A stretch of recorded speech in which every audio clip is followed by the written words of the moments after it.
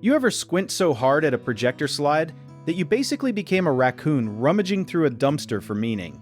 That squinting is the whole reason performers obsess over contrast, because a slide is only as good as the person in the back row who paid the same ticket price as the person in the front row. Here's the twist nobody expects. Readable does not mean boring. You can have giant chunky fonts and bold color blocks and still look like you belong on a magazine cover instead of a ransom note. Contrast is basically the bouncer of the slide, deciding who gets seen and who gets lost in the crowd. Light text on dark backgrounds, or dark text on light backgrounds. That is the golden rule. And anything in the murky middle is where words go to disappear. Think about a chalkboard for a second. That thing has survived for centuries because white on black just works for human eyeballs. Performers steal that same trick today, except now it is glowing pixels instead of chalk dust everywhere. Fonts matter just as much, and this is where a lot of well-meaning vendors trip over their own good intentions. Fancy cursive script might look elegant at your cousin's wedding invitation, but on a big screen from 30 feet away, it reads like alien handwriting. So the smart move is sans serif fonts, the clean, simple ones without the little decorative feet on each letter. Think of the difference between a crisp new pair of sneakers and a pair of grandpa's dress shoes with the pointy tips. One is built for speed and clarity, the other is built for vibes only. Now let's talk size, because bigger is not just for egos, it is for accessibility. A good rule performers use is, if you cannot read it standing at the back of the room, it does not go on the slide. Full stop. There is also this sneaky villain called color blindness, which affects way more people than folks realize. Roughly 1 in 12 men experience some form of it. So a red and green chart that looks obvious to you might look like a confusing gray soup to someone else.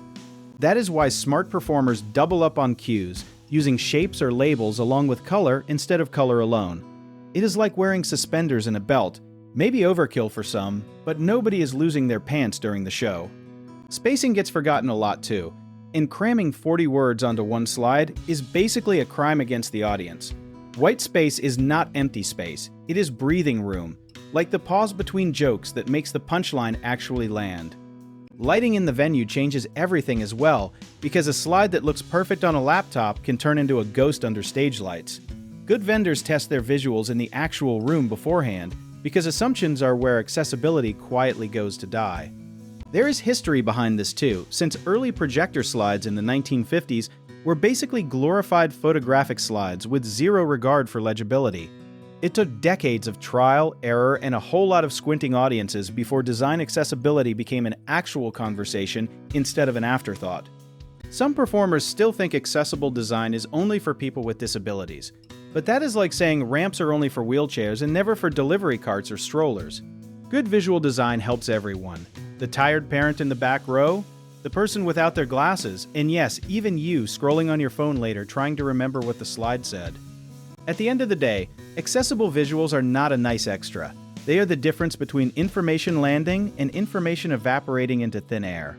Preparation beats panic every single time, and a little contrast planning saves you from an audience full of confused raccoon squints. So if this kind of behind-the-scenes event vendor knowledge is your thing, do you want to learn more about our company? Check out our links in the description.